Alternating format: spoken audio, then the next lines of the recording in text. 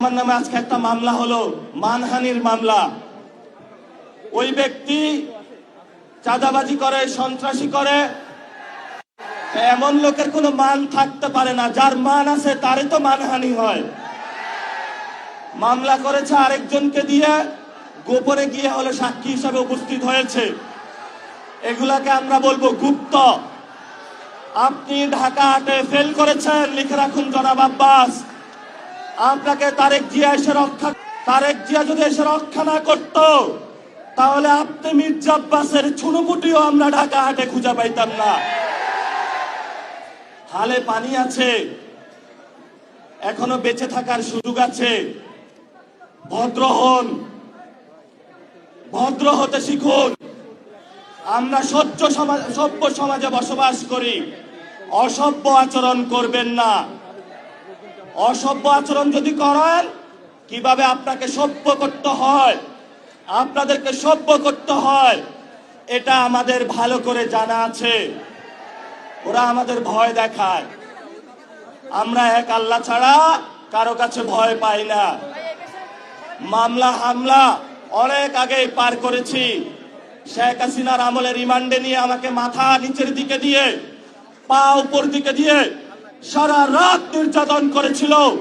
কখনো আপোষ করার চেষ্টা করি নাই। তুমি কোন চ্যাটের আব্বাস? তুমি আসছো এখানে মামলা করতে, গুনার টাইম নাই। সিনিয়র সিটিজেন আসেন, সিনিয়র সিটিজেন আসেন, আমরা সম্মান করতে চাই। কিন্তু নিজের সম্মান যদি না রাখতে পারেন, তাহলে এই যারা ইয়াং জেনারেশন আছে, জেনজিরা আছে, আপনার পুরা সম্মানের চাদর খুলে বুড়িগঙ্গায় নিক্ষেপ করবে। আমরা ধৈর্য ধারণ করতেছি। আমরা শান্তিতে বিশ্বাস করি, আমরা গণতন্ত্রে বিশ্বাস করি। ওই দিন নির্বাচনের দিন আমি যদি সেইখানে কনফ্রন্টেশনে যেতাম, হাজার হাজার স্টুডেন্ট হসপিটালে থাকতো। আমি গণতন্ত্রে বিশ্বাস করেছি, কিন্তু গণতন্ত্রের নামটা আপনারা ইঞ্জিনিয়ারিং করেছেন। আমরা এখনো সহ্য করছি। দ্রুত রিফর্ম অ্যাসেম্বলি করেন, দ্রুত বাংলাদেশে সংস্কার বাস্তবায়ন করেন, দ্রুত বাংলাদেশে শহীদদের বিচার বুঝিয়ে দেন, আহতদের বিচার বুঝিয়ে দেন, শহীদ উসমান হাদি ভাইয়ের বিচার বুঝিয়ে দেন, ধর্ষণ বন্ধ করেন। নরসিংদীতে গতকাল একটি ধর্ষণ হয়েছে। আপনার সন্তান আছে, তাকে আপনি নিরাপত্তার চাদরে আবৃত করে রাখেন। আমার সন্তান, আমার মা বোনের যেদিন নিরাপত্তা দিতে পারবেন, সেদিনই আপনি জনতার প্রধানমন্ত্রী হবেন, এর আগে হবেন না, হবেন না। আমরা একটা আশঙ্কার মধ্যে দিনাতিপাত করছি। আইন শৃঙ্খলার অবনতি হয়েছে।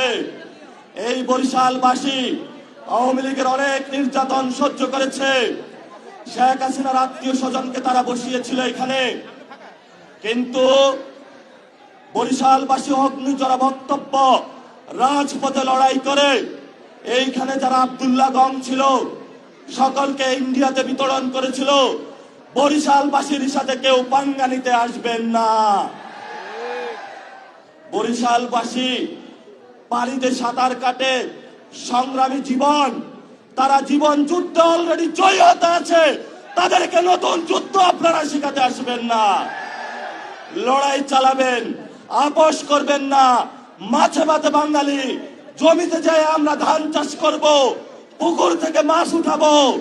আমাদের ইন্ডিয়ান কোনো কিছু প্রয়োজন নাই। বাংলাদেশে পর্যাপ্ত জিনিস আছে, মান মর্যাদা নিয়ে বাঁচবো। স্বাধীনতার প্রশ্নে কারো সাথে আপোষ করব না। সংগ্রাম চলবে, লড়াই চলবে। বাংলাদেশ